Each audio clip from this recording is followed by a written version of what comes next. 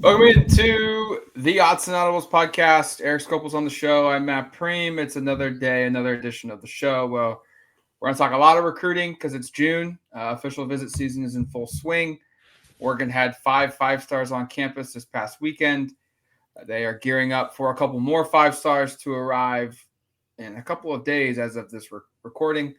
Erik's also dropped the top 30 list of Oregon's roster, so we'll dive into that as well.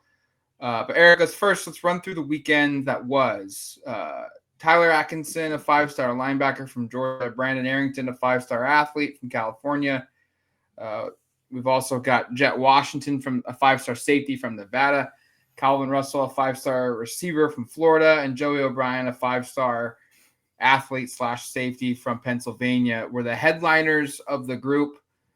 They were all on campus this past weekend for official visits. We also know a couple other guys, most notably Richard Wesley, of a 4-star edge defender, Xavier Larice, a commit to Oregon from Florida, a safety, a 3-star safety prospect, Tristan Phillips, a 4-star linebacker committed to Oregon, and then also Jax Tanner, a 3-star interior lineman from Idaho, was here. Messiah Hampton is a 4-star receiver that's not here, wasn't here this past weekend and won't be here this weekend, but he's currently here right now, or at least wrapping up his official visit as well. So we'll kind of touch on him for both last and first this weekend. But overall, this is the start of a period where the best class, air quotes, if you will, in school history discussion will take its steps to either happening or potentially not happening based upon just the skew of talent that's going to be rolling through Eugene. And if they can get even just one or two of each weekend's best players uncommitted to commit, that's a massive win, regardless of who misses out the rest of the way. Yeah, Matt, I'm wondering if this class will have the quantity to get to something like that, best class ever, which the bar has been set very high last year. To get there, I think and I'd have to pull up the specifics here, but they've got 7 commitments right now. Do we think they get to 22, 23 this class? Is that the numbers they're taking? Is it a smaller class? I guess that's part of the conversation. But in terms of just like even getting to that point, because you have to remember, and for folks who maybe aren't following recruiting closely, they're not in a great spot currently, right? Like this is the number 41 ranked class nationally. I think it's still the 4th ranked class on a per recruit basis. It's just they don't have the quantity right now. So I guess that's where my head goes. But specifically to this past weekend, Matt, you take a big step forward in these rankings. Like I imagine if they land a 5-star or 2, you go from 41st to, I don't know, 22nd or something like that, right? Like there's a lot of movement to be had when you land players of that ilk. So we'll see in terms of just where this puts them in the current rankings. But for setting the stage for something special, this weekend feels imperative just to get some possible momentum. I mean, frankly, there hasn't been like hardly any of that. I'm looking at the commit list. The last time a player committed and still committed, because I guess Richard Wesley has committed recently, but he decommitted almost immediately. Xavier Larice, and that was back in mid-February. So just some sort of positive momentum to get things going here would be great. I think it sounds like we're headed towards that here, at least a commitment sometime next week at the latest. Messiah Hampton's commitment date is that the Friday? So something soon may be popping to change that. Yeah, Messiah Hampton's, if we're going to find one that's going to pop and we feel confident in saying it, it's probably going to be Messiah Hampton. He arrived Monday, June 9th. Will leave probably as of this afternoon when we're recording this podcast, and then makes his decision on Friday. I believe that is the 13th. He'll announce it on social media, I believe. And Oregon's kind of the proverbial favorite going into that commitment date, leaving Eugene right now. Syracuse is also maybe the main challenger. And we should note, like, Messiah Hampton has a really good relationship with new receivers coach Ross Douglas, who previously coached at Syracuse. So, there's a really long-standing relationship between those two, and it's helping Oregon here pull in a potential top 200 overall prospect, the top 30 receiver in the country. We'll see if he follows through with a commitment to Oregon on Friday, but that's kind of where it's trending. But if we fast forward to September 1st and we look at Oregon's commit list, we might see a couple other guys that were on visits this past weekend included in that commit list for the Oregon Ducks. I think it would be remiss if we didn't sit here and highlight Richard Wesley. You mentioned it, committed to Oregon about a month ago, then decommitted like 2 weeks later, back in Eugene for an official visit this past weekend. You know, while we're not hearing anything's like super imminent of a possible commitment from him back to the Ducks again, I think you look at the tea leaves and you read it and things are trending Oregon's way. And whether he takes a couple other official visits to some other schools, I think he's got one set up for Ohio State on August 30th. We might not get there without him making his commitment. He may end up going and taking that trip and then committing to a school shortly after. But I feel pretty confident, like looking at Richard Wesley and saying, like, this is going to be a guy that's probably going to land in at Oregon.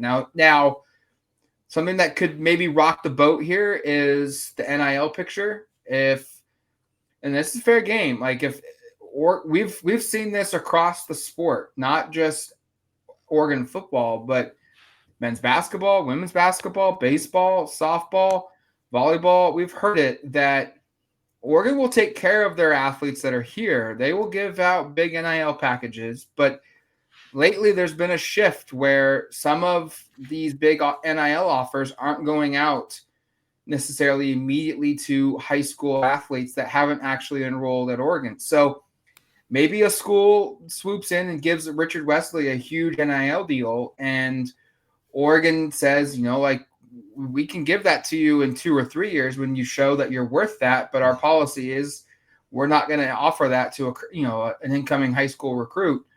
And maybe that sways his decision elsewhere. But outside of that, I kind of feel like Richard Wesley's, the waves are pushing him back to Oregon. It's just, when does he arrive, in my opinion? And sticking on that NIL point, I found it interesting. Some of the reporting, and this might just be a natural transition to Jet Washington, another prospect that Oregon has seen to be in good standing with. But I think it was Tom Loy who put in one of our stories recently that he thinks it'll be Oregon, but acknowledges that USC, I think he said, has a better NIL offer. Yeah. I don't think that's unusual this cycle from what we've been hearing, which is that Oregon continues to obviously have a lot of financial support.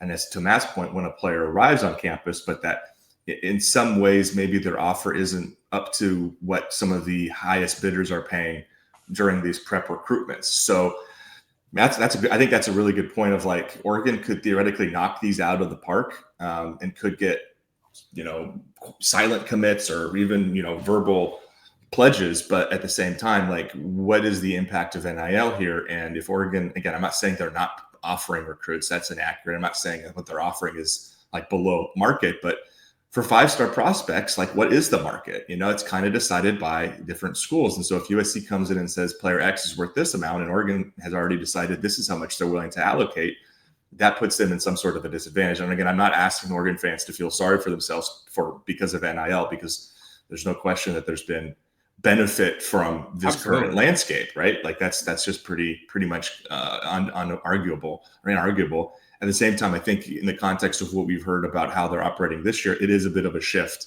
And so Matt's right that you might hear a situation where Oregon was seemingly the favorite and he goes somewhere else just because the financials aren't up to snuff. And that also gets you to the part of recruits also don't really want to talk about that on record, about what they're being paid and how much that matters. So I think that's kind of the last part in recruiting. And we could do a full conversation with one of our recruiting analysts, and maybe we'll do that this summer, about NIL and kind of how that's impacting recruitments, in a different way. But at this point, yeah, I do think, like, how does that impact a recruit like Richard Wesley or a Jet Washington or any of these big time prospects that they're hosting that we're hearing Oregon's in good standing for?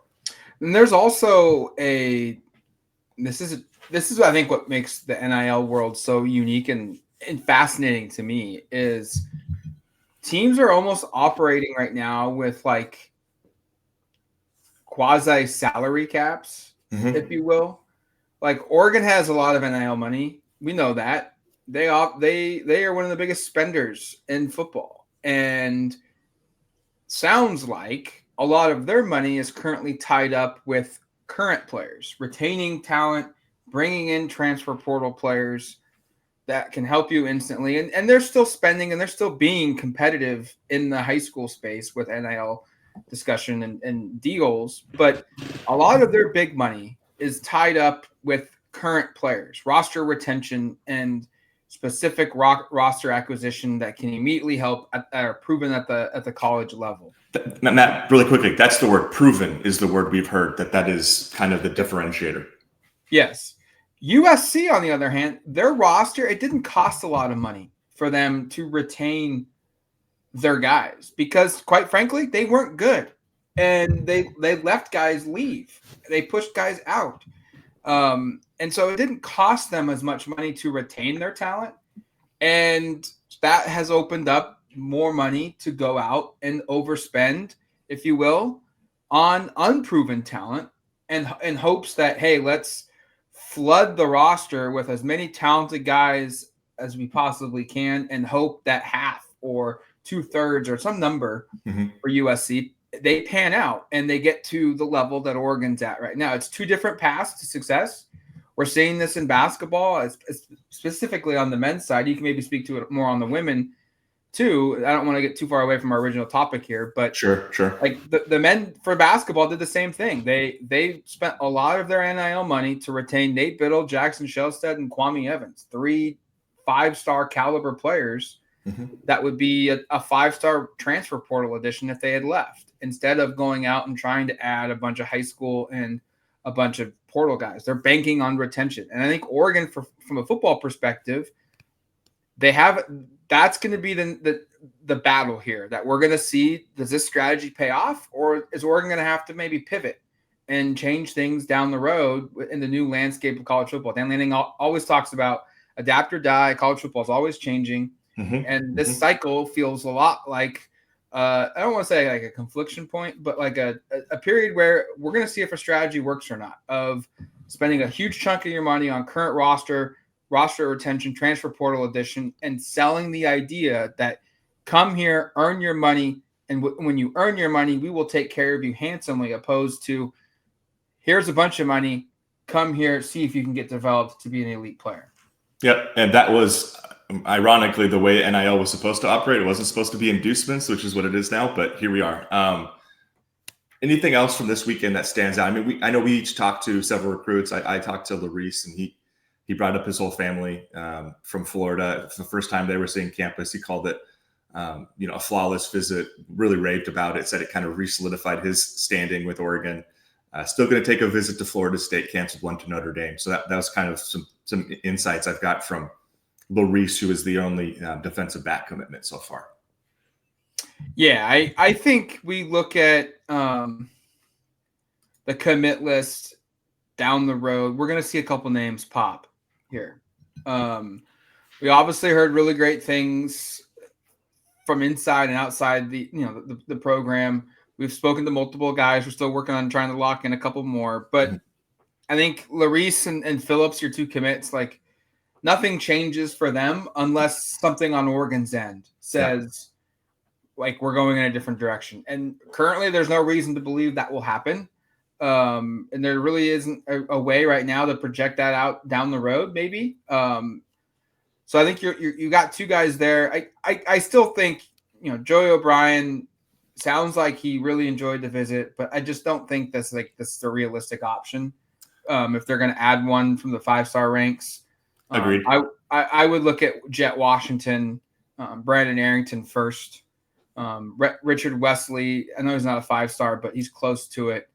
And then you got the wild cards, and Calvin Russell and Tyler Atkinson. And I know we haven't mentioned Jax Tanner, but he's going to take a mission. He's not going to be at school regardless, wherever he lands, and he can still pick another school later on down the road.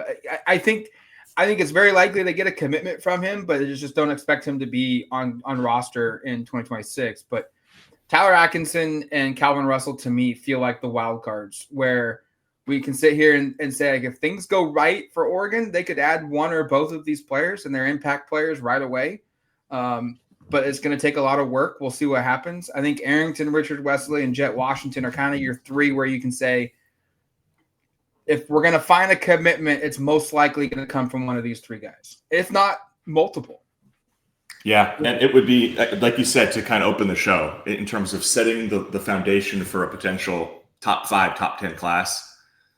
What you just talked about needs to come to fruition, where they get multiple guys probably from that basket of 5 stars. And I'll just throw Wesley in as a 5-star. No, right? Like Matt, like I know he's a 4-star technically. I think he's like a couple of spots below being a 5-star. Yeah, he's 35th, and we go to 32. So he's a pseudo 5-star currently. It's very possible he pushes back up to be a 5-star. And the designation of this is just a mini little gripe. It kind of blows me away sometimes, just like the way fans talk about certain prospects who nothing has really materially changed besides, and this is not the fans' fault. This is just the way the rankings work and how, I think, human nature. But like a Dorian Brewer, a Brandon Finney, who were 5-star, or a Trey McNutt, like those are 3 guys who were 5 stars for most of 2025 cycle. Small rankings adjustments at the very end, and suddenly they're 4 stars, and we talk about them a little differently.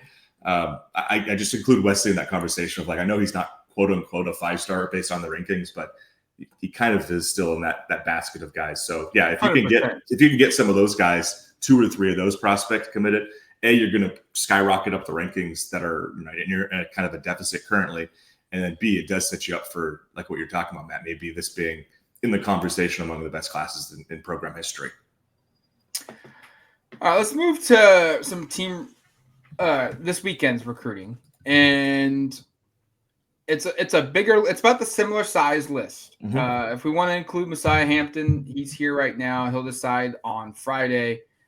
Other 5 stars that are expected to be in Eugene include Ryder Lyons, Folsom, California, 5-star quarterback, 13th best player in the country. He's the 4th best quarterback in the country. There is a probability he will not enroll in school, and he will take his own religious mission after high school as well. So we should note that. One that I'm like unsure of, is it happening? Is it not happening? Anthony Jones and Elbert Hill. I believe Anthony Jones is a 4-star edge defender from Alabama, St. Paul Episcopal High School in Mobile, a top 50 player in the country. There's been a lot of smoke. He's coming. We'll see if he shows up. Hopefully he shows up from Oregon's standpoint here. And then Elbert Hill is a cornerback from Archbishop Hoban in Akron, Ohio. He's committed to USC. He had made this date a while ago and then pulled the trigger on committing to the Trojans during the spring. Can Oregon convince him to follow through and take the trip? That's going to be a big question that I've got going in. We do know there is a player that's committed to another school that has come out and said, like, I plan on coming to Oregon. Please don't report it. We'll see if it happens. I have some doubts that it could, but if it does show up, that will, spidey senses go up, and you're like, maybe a possible flip commitment there. We'll see if that transpires. But then the list here is, there's a couple 5 stars, but you look at the rest of the group and they're all 4s. And this kind of feels like this is where a lot of the meat of the class could come from. Bo Genduro is a linebacker from Arizona. Devin Jackson's a safety from Florida. Kelvin Obat is a top 150 prospect, a top 10 tackle in the country from Idaho. Deuce Gerald's another 4-star defensive lineman out of Georgia. He will be here. David Benjamin, a cornerback, a top 50 prospect, a top 5 corner, will also be here as well for an official visit. So it's about a 9 to 10 person group. We should also note Oregon has a football camp that they're putting on Thursday. It's a select camp during the daytime, so they could have a bunch of underclassmen here as well. They will have a bunch of underclassmen here. We'll see if some offers transpire there, and maybe a commitment happens. It happened a couple weeks ago when they had a camp. But nonetheless, you look at this group, and this is one where I don't necessarily feel like there's anyone that's outside of Messiah Hampton that you can sit here and say, like, yes, this guy is going to commit to Oregon. He's going to commit really, really soon. But this is a group where if this weekend goes well in 6 weeks, 12 weeks, December, half this group could be committed to Oregon. Yeah, and I let's start with Rider Lions, because we had this conversation I think a couple of weeks ago when we were kind of previewing just the month and what was happening and all the quarterbacks and kind of where things were at that position. Like at the time, it felt like Oregon was in really good shape for Rider Lions. I still think they are not in bad shape by any means, but it seems like other schools have kind of like BYU is clearly very much involved here. USC, I know his brother plays on the team. They're very much in the picture. If Oregon doesn't get Rider Lions, and again, as we said before, we kind of classify him not as a 26 recruit, but as a 27 or a 28 because he won't enroll wherever he goes until after his mission. I still think I think we'll have a much better feel for where this class is headed based upon what his decision looks like. And so I guess if we come out of this weekend and the rumblings are like, it doesn't sound like Oregon's in a very good spot, I wouldn't be surprised if we see a Matt Panetoski from Ohio, a prospect that Oregon's gotten involved with recently. If we see a visit scheduled or more information about him and Oregon being tied or whatnot. And I also wouldn't be, on the flip side, I wouldn't be surprised if it sounds like he's here next weekend. Panetoski's set in for next. Okay. Yes. So, but I guess I'm just curious. I think some of this is going to come down to he's not on the list, which is why I guess I overlooked him. But I'm just curious. Rider Lions feels like kind of use the word or like an inflection point, like for the quarterback position of like if he ends up at Oregon, I think they're probably kind of okay, and maybe they still take Panetoski. But if he doesn't, it feels like a lot more kind of rises to the surface in terms of what they're doing at this class and kind of how they're going to approach it, I guess. Yeah. If Rider Lions pulls the trigger and they're really confident, the Matt Polnadowski visit may not happen. And quite honestly, Eric, though, seeing how recruiting has gone at the quarterback position, I almost think you take Rider Lions plus another guy. Maybe that's the play.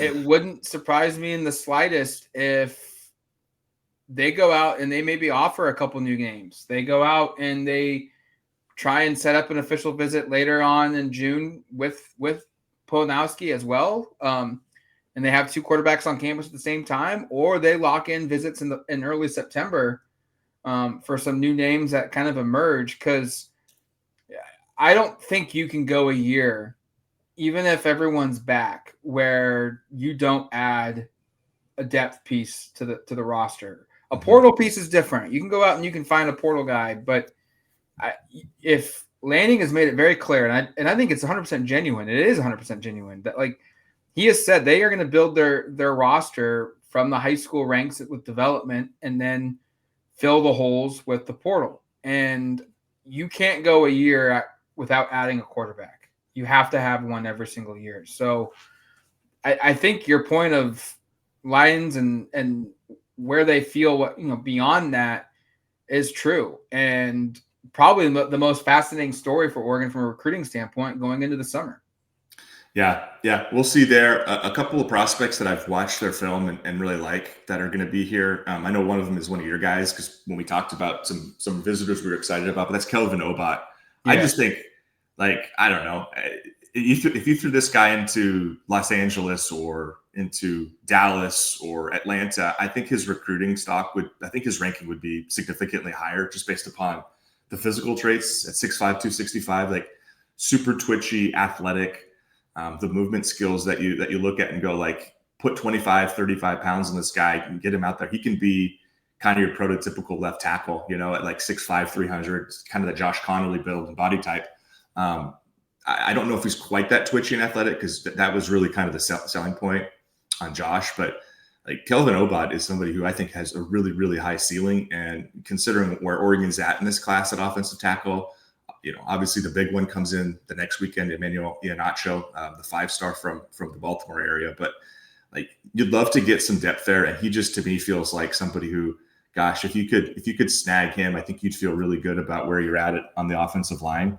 And then I'll also just talk about Deuce Gerald's. I don't know how likely it is he ends up at Oregon, Oregon's already recruited the defensive line really, really well, and has the bulk of their current commitments from that place. But I look at him and think this guy could be an absolute difference maker, kind of in the Brandon Dorless type skill set and body type. 6'3", that 265. I think he could play, in the 280s, the low 290s, kind of like Brandon. I think there's a lot of versatility. He feels like kind of like an Oregon type of player. So again, I'm not convinced necessarily. He is from Georgia. That's always a tough poll, but like if this is one that they end up with, I think this could be a player who he's ranked 168th right now. I could see him out producing that at the next level for sure. Yeah, Deuce Gerald's is a game changer type commitment because look, you go into the South and you get a high profile elite defensive lineman. That player more than likely is going to be better than the Pacific Northwest 4-star defensive tackle, or the SoCal. He's probably going to be on par of the SoCal top 10 player at the position, like just from the talent that they face and the development that comes from the South. So yeah, Deuce Gerald's could be the wild card for this group, and I love your OBOT inclusion as well. Bo Gendro is another one I would be curious to see what happens. They need another linebacker. What happens, like if Tyler Atkinson comes to Oregon, like Bo probably is going to be left out. Like, sorry, don't have room. Would love to have you, but someone higher rated committed.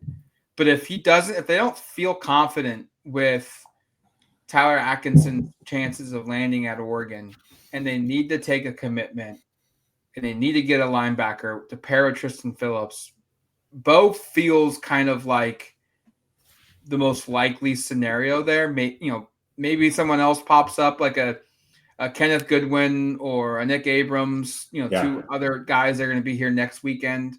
But Bo's been to Eugene. He likes the program. He fits the program. Like, that'll be one to tell us where, hey, they don't like their chances. Maybe they don't like their chances with Goodwin or Abrams, and they're going to take Bo and save a spot for Atkinson. But that's another one where the linebacker position is just really interesting to see play out. They need corners as well, and can they make a big impression on Devin Benjamin, a guy from Oaks Christian and SoCal? This is a West Coast guy. He's a top 50 recruit. He's a top 5 player in the position. Really, really critical to be in it till the very end. Like, if they get eliminated early, that'd be a pretty disappointment. I don't think you can call it disappointment of missing out on an elite talent like that, because everyone's going after him. But to not be at the end of the picture and be involved would be a concern. But maybe this is one where this weekend goes well and they can position themselves as the team to beat.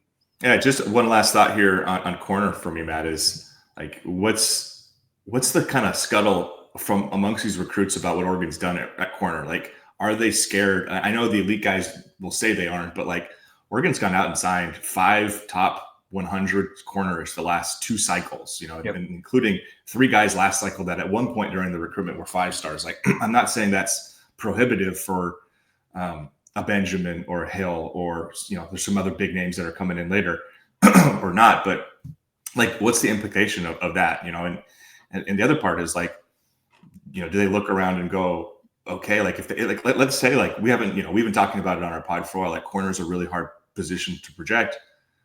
Well, what happens if we get to September and like Naeem Offord and Ife Obadegwu are their 2 starting corners, and this is a redshirt freshman and a true freshman, and you're Benjamin or Hill or some other big time corner, and you're looking up going, wait, 2 true? And again, I don't think this is going to happen. I'm just talking out the hypotheticals. Like, how does that impact your recruitment if you look up and go, the 2 guys who are starting are 1 year of eligibility ahead of where I'm at currently? Like, what's the impact of that? I guess I'm just curious, because this is one of the positions Oregon's recruited better than just about anybody in the country the last 2 cycles. How does that impact their recruitment of big-time corners this year? That's a great point, because everyone's going to offer playing time, but from an Oregon perspective, it's harder to do that when you have so many young guys, whether they're starting or not. Whether like what if they're seniors, or like Florence and somebody else that I'm banking on the roster right now because we're talking recruiting. But Theron Johnson's. What if Theron Johnson and Jalil Florence win the jobs? Yep. But we still see Iffy and Dorian Brew and somebody else that's a freshman or a redshirt freshman play significant snaps, play 50% of the snaps. Like Mhm. it's very clear you've got your seniors that are leaving, but you've also got your replacements already in the wings waiting. That's gonna be a tough sell. So that's a good point to that point as well of how well can they sell the program on playing time when they have got so many young guys, and how important is it? Like we'll see if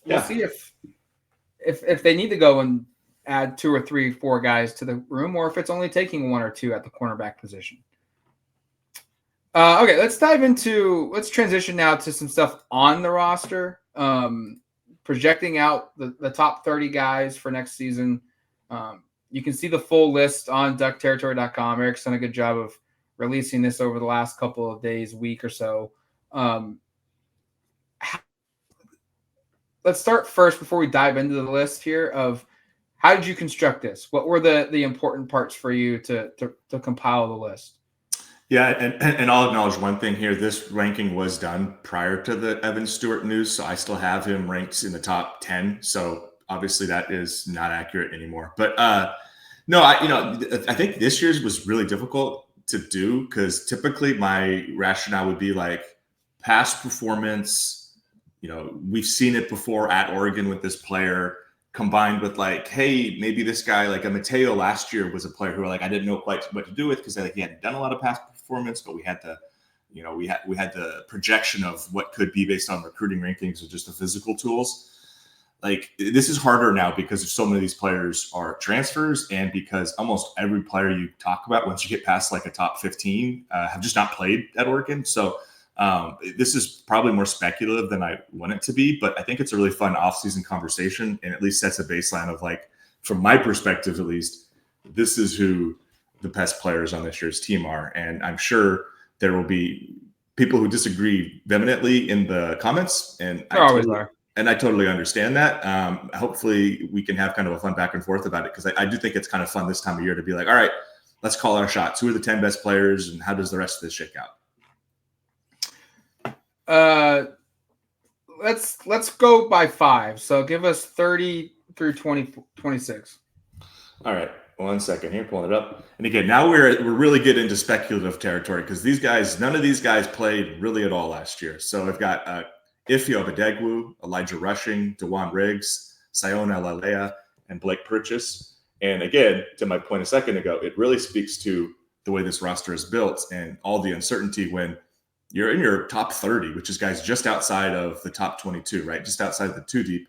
And you're naming guys who like Purchase didn't play at all last year, basically. Lalea played very, very little. Riggs got into some games, but redshirt. Same thing with Rushing. Obadegwu didn't play at all.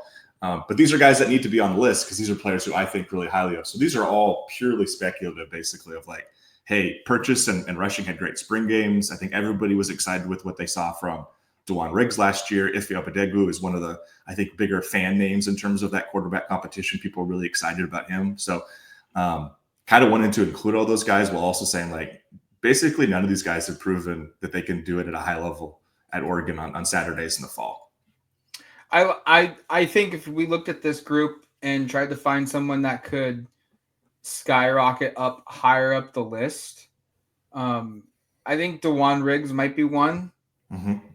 My fear is just the number of touches with Whittington and also with boy, I cannot believe I'm forgetting his name because I'm in full football mode right now. Mekhi Hughes. The touches for Riggs could hinder him, but a Sione Lalu or Ife Obadegwu could those. If I gotta pick one, and it's probably gonna be one of those 2 guys that could be like a top 15 player at the end of the season if they win the job. Yeah, and they excel. That's kind of how I look at it too. And I've included, as you'll see as we get through this, like I think I have 4 possible starting corners on this list of 30 guys because it's like that's the position where to me it's hardest to predict. All right, I'll go 25, 21, and we'll go through this pretty rapid fire and maybe spend a little more time in the top 10 once we get there. Yeah. But 25, 21, I've got Kingston Lopa, Gary Bryant Jr., Alex Harkey, Jamari Johnson, and Dalen Austin. I mean, Dalen Austin, we'll just start there. That's the hardest player to talk about on this team right now. I think based upon most recent reporting, it seems like there's good odds he'll be with the team. At the same time, there is a pretty significant legal issue going on behind the scenes that has to be dealt with, and we don't have control or full understanding of what, we can't predict how that'll play. I know I'm Skopil, but that doesn't pertain to legal issues. And I don't want to make light of it because it's obviously really sad and tragic and tough, but that's a player I didn't really know what to do with. I do think like if there are no legal issues, he probably could be higher on this list, but that's my pick to start at nickel. So that's why he's there. Johnson and Harkey are two transfers who, like, frankly, I think really highly of, but not quite as highly as some of the other guys on this list from a transfer perspective. And then Gary, I just felt like Gary's name should probably be higher on this list. Now we know Evan is out, but at the time I was like, this is maybe your number 4 wide receiver. It feels appropriate to have him kind of in this range. I was also going to say, though, the Evan Stewart injury could also elevate Jamari Johnson up, because we may see more Kenyon Sadiq split into receiver role, with Jamari Johnson seeing more traditional tight end role. Yeah, totally possible. Yeah, I think it's very likely that tight end is leaned on. And we talked about this in our Evan Stewart pod shortly after that injury news broke last week. I think it's very likely tight end is leaned upon more than it would have been. If it was already going to be a priority, I think it's going to be even more now. All right. Anything else, or should I move? Good. All right. 20-16. Another receiver, Justice Lowe. And again, that's a name I'd probably have higher on this list now, knowing what we know about Evan. Noah Whittington, Jaleel Florence, Matt Bedford, and Bear Alexander. I thought I'd put the injured group together. That's why I've got Bedford, Florence, and I know Whittington's still not injured, but been coming off one. But specifically Bedford and Florence, these are two guys who, we thought were going to be starters and maybe pretty high-end ones last year. Missed the whole season because of knee injuries. They're both back. I thought they both looked good in the spring game. So I have some confidence in them, but I also know Whittington, it's apt that his name is in this conversation here, because we just went through this last year with him where there were moments, especially I think from November on, where you said, hey, that looks like the player we remember. But there was also kind of that on-ramp of the lead up to some months where it was kind of like, he's kind of not quite doing the stuff we were familiar with. So I don't know exactly what to expect with Bedford and Florence. Both of them still have to win a job, but these are guys that I was high on last year. And assuming they're back to full health this year, I still think can be really good players at Oregon. Yeah, Lowe to me is going to be the one that could be way up the list by the end of the year. Decorian Moore we'll get to down the road, but Lowe figures to be, in my eyes, the one that could benefit the most from playing time and being targeted with Evan Stewart out. Obviously Decorian Moore is going to see a bunch of balls thrown his way even more now because of Evan Stewart, but that was already going to happen. I don't know what Justice Lowe's ceiling was or his floor was with Evan Stewart in the lineup. Now he's going to play even more. So I would look at Lowe being a guy that could go up the list as well. And then I'll just touch on Bear Alexander, who I had a really hard time placing. He was somebody I actually considered for the top 10 just because of the upside, but let's be honest, didn't have a very exciting spring game. I've used the term nomadic to describe him just because this is a guy who's moved all over the place. And frankly, outside of, I think, some impressive play back in 2023 at USC, his college career has kind of been pretty underwhelming, frankly. Still think this guy has all the physical tools in the world to be not only a top 10, but a top 5 player on this list. I just think you also have to kind of bet of hey, what are we going to get here? Because I think probably people at USC and maybe people at Georgia even early on were this guy could be a star player for us. And you see what's happened. So I'm just maybe a little bit hesitant to put him higher than where I put him at 16. All right, let's jump to 15. Do you have something, Matt? No, I was just going to say that makes total sense. Yeah. 15 through 11. The aforementioned Decorian Moore at 15, Dante Moore at 14, Devin Jackson at 13, Theron Johnson 12, Emmanuel Pregnon 11. I agree with everything you said on Decorian Moore. And in fact, I don't know exactly where I'd place him if the Evan Stewart injury was something that was on our radar at the time of this story being posted. I think I'd have him real close to the top 10, though, because I just think that with the amount of volume we're expecting now, and maybe this is unfair, it's a true freshman. We try really hard not to get too far ahead on true freshmen. I remember we both felt like Kingston Suamatea. Yeah, he was going to play a ton and didn't last like three games. Yeah, sorry, Kingsley Suamatea, who's now with the Chiefs. We were like, this guy might start, and then by like Halloween, he'd already transferred back to Provo. So I think we both learned from that, try to be cautious. It's been the right play for the most part under Dan. He hasn't really played true freshman. This feels like the exception. And if it's not, then the receiving room is going to be awfully different than we anticipate. Yeah. Didn't really know what to do with Dante or any of the quarterbacks. Like, do I think, and like to your point, Matt, of like who could rise? Like, would it be shocking if Dante Moore is like a top 5, top 3 player on this team at the end of the year? I don't know if it would be shocking. I think he has the talent to do that. And the quarterback position, frankly, if you are like good at it, you get probably a little bit of an inflated value just because it's of the importance of the position. So 14 might feel low to some people, but like, again, some of this is based on past production, and there's really nothing at Oregon. I know he had some obviously at UCLA, and at UCLA, let's be honest, it wasn't exactly a thing of beauty. So felt like that was appropriate at 14.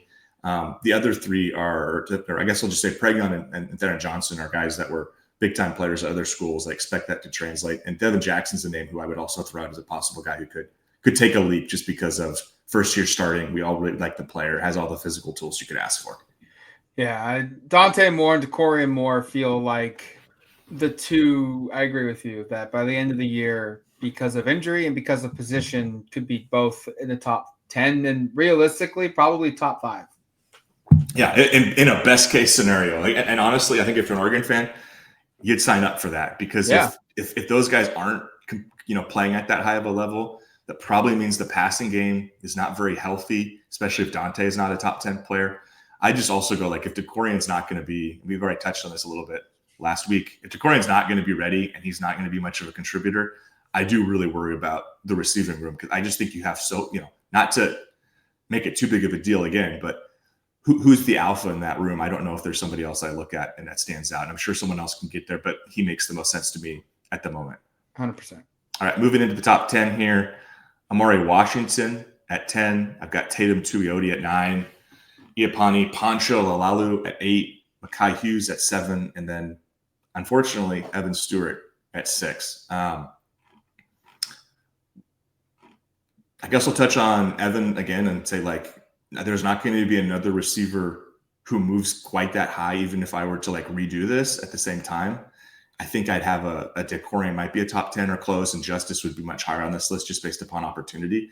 That's a tough break to lose a player that, again, I had in my top 10. I don't know if fans listening will disagree with that placement, but I think based upon, the high school recruiting pedigree, some of the stuff we saw even last year, the highs of like what he did against Ohio State, the expected role here and everything, like he felt like a guy that was really crucial for this year's team. I had him number 6. Obviously, that will no longer be the case. Makai Hughes, Matt, I'm curious on your take on that, just because that's a player who comes to Oregon with a lot of fanfare, hasn't done it at Oregon, also hasn't done it at a Power 4 level. What do you think about Makai Hughes at 7?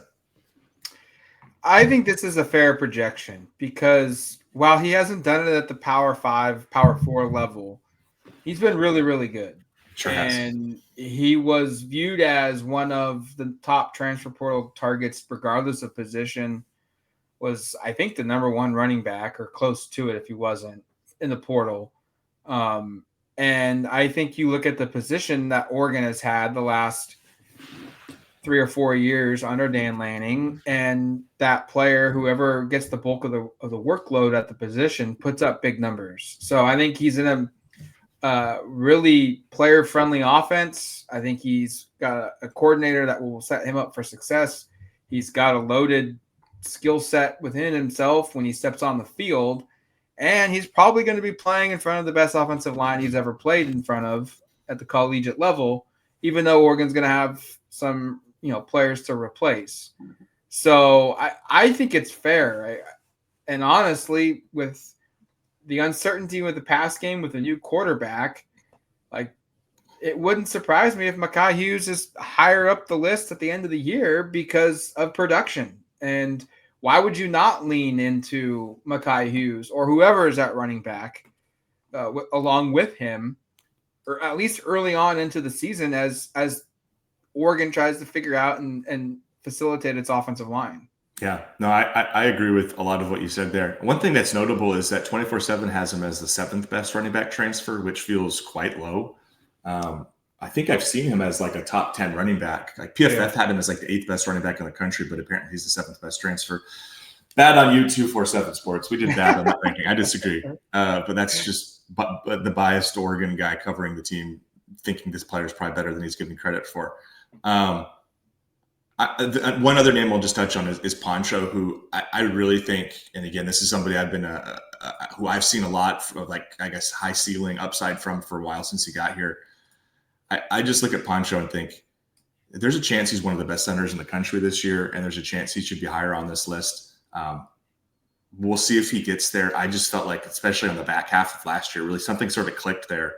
And it wasn't JPJ caliber of center play. And I won't say he had that same sort of physicality or that command necessarily. At the same time, like I thought there was some really high end play at the end of last year. And that's a player I'm really excited to see how everything kind of plays out his junior season, which could somehow be his final year at Oregon, which is crazy to think. Real quick, how many of these guys will be on the roster? This is a pop quiz for you, Hotshot, if you get that reference. Okay. Do you get that reference? I don't know if I do. Speed. Oh, it's been a while. It's been a while. How many of these guys are on the team next year? Like, I think Poncho's a early entry candidate. I think Mekhi Hughes is an early entry candidate. I even think Tatum Tuioti could be an early entry candidate. Everybody on this list, everybody, we should say from 10 to 6, the 5 we're talking about, all of them could be in NFL next year. Evan would have been a lock, without the injury. I think Amari has an elite NFL kind of traits with his athleticism at that size. I also just don't feel like putting him any higher and Sure. feel like maybe it's a step too far to say like a guy who hasn't really proven it is going to be an NFL guy right away. But I mean, it's possible like 3 of these guys are back. It's possible none of these guys are back. I don't know. It's hard to project. I think you feel like if Hughes and Lalalu in particular, like if those guys are in the NFL, I think you feel like this offense probably had a pretty damn good year, let's sign up. I think everybody agrees. Let's sign up for that.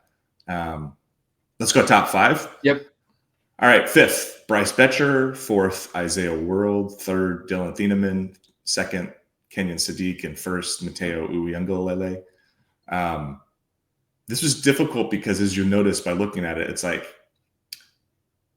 2 transfers who we'll see how it all fits and jives, but both World and Thieneman were big-time transfers and at positions of need. Bryce Betcher, who is the most, and Mateo Uyunglele, who are the most proven players on here. And then Kenyon Sadiq, who I put him at 2nd because I think he has a chance to be the team's best offensive player. And I'm not going to say he's going to match the Tyler Warren, Colston Loveland, Brock Bowers production, but I really think, especially with the Stewart injury, he's going to be such a central point to this pass offense that he could be the team's, we could look up and say, who's the best skill player on this team? And it's a pretty, obvious, it's Kenyon Sadiq answer. But he hasn't proven it. So I don't know, in terms of ordering these 5 guys, and it's probably not unanimous that these are the 5 best players, it is pretty difficult to place them. I will say, I think Mateo at number 1 for me was kind of a no-brainer based upon what he did last year and then just the NFL upside as well. Yeah, I think Mateo is going to be the best player on this team. I think Dylan Thieneman has a chance. Mm-hmm. I think it speaks to the volume of the portal class that Bryce Betcher is not 1 or 2, because believe it or not, he's actually really good. There's a strong case that he's way too low. I was just doing the PFF by position scores, and he's the 4th best linebacker in the country last year and the 2nd best coming back. 100%. And so it speaks volumes to maybe the top end talent that they've been able to acquire, because Mateo and Kenyon Sadiq are development guys within the program that have just kind of gradually gotten better every single year. Thieneman and Isaiah World are new names to the roster this off. Just a couple back from Bryce Betcher is also another new name. And then Evan Stewart, while he's a returner and he's hurt now, but in this initial ranking, he's just in his 2nd year with the program. So I think that speaks to how good the group from the top end perspective has gotten, because quite honestly, like, I think you look at this and you're maybe the casual fan's first impression might be, wow, Bryce Betcher's not the best or not the number 2 guy on the team. That's surprising. What did he do to not qualify there? But I think that speaks to just the talent. Now, it wouldn't surprise me in the slightest if any of your top 5 end up being number 1, but Bryce especially, A, because of the position, B, because of, like, he's a quarterback on the field for the defense. And I think Oregon's unit this year defensively is going to be really good. And if you have a really good linebacker and your unit's really, really good too as a whole, like, that guy, kind of like a quarterback perspective, gets a lot of love. But nonetheless, yeah, Mateo being number 1 makes sense. I think Kenyon Sadiq, I'm there with you, but I think that's based on some projecting, and we're hoping here that he kind of plays out to as well as we think he should be. Yeah, I'll be honest. Like, both Sadiq and Isaiah World are like pretty much projections. World's been an interesting one on the message board, going back and forth with some people of like, he was like honorable mention All Mountain West last year, was not seen as like the best offensive lineman in that conference. His PFF grades are more like, this guy's kind of like a little bit above average kind of a deal. And yet he has all the physical tools in the world. He's coming to a place at Oregon that has developed offensive tackles really, really well under Alik Terry. We'll see. But like, he and Sadiq, it's like all the physical tools in the world. You look at the guys and you go, hey, that's an NFL football player right there. That's a guy who could go on the first or second day of the NFL draft. What do they look like in pads necessarily? Obviously, Kenyon has more than proven a lot of that stuff at Oregon. I thought last year the blocking was great. I wish he was a little more involved in the offense. And really, we are going to have to be projecting a little bit just based upon the type of role we expect from him. I think I feel much better about him being in this top 5 at the end of the season. I should say much more confident than I do Isaiah, who, sure, again, everybody acknowledges has all the physical tools. He was the top transfer player in the country for most of this cycle for a reason. At the same time, there are some holes in that argument of like, it wasn't exactly a home run last year, and does all that stuff get kind of, ironed out in one offseason at Oregon? If it does, you're looking at, again, like a possible top 10 NFL draft pick, I truly think, based on the physical tools. If it doesn't work out, like, maybe this feels like a Johnny Cornelius outcome where we're talking about this transfer as like, hey, this guy's going to be really special. And he has some moments, but ultimately it's like, oh, he was a 6th-round draft pick or 5th-round pick. So you can see the full list on duckterritory.com for more on Erik's rankings there. Go to duckterritory.com as well for more recruiting news as the month of June plays out. That's going to do it for us here on this edition of the Autzen Audibles podcast. Until the next time, we'll talk to you later, and you've been listening to the Autzen Audibles podcast. Talk to you later, folks.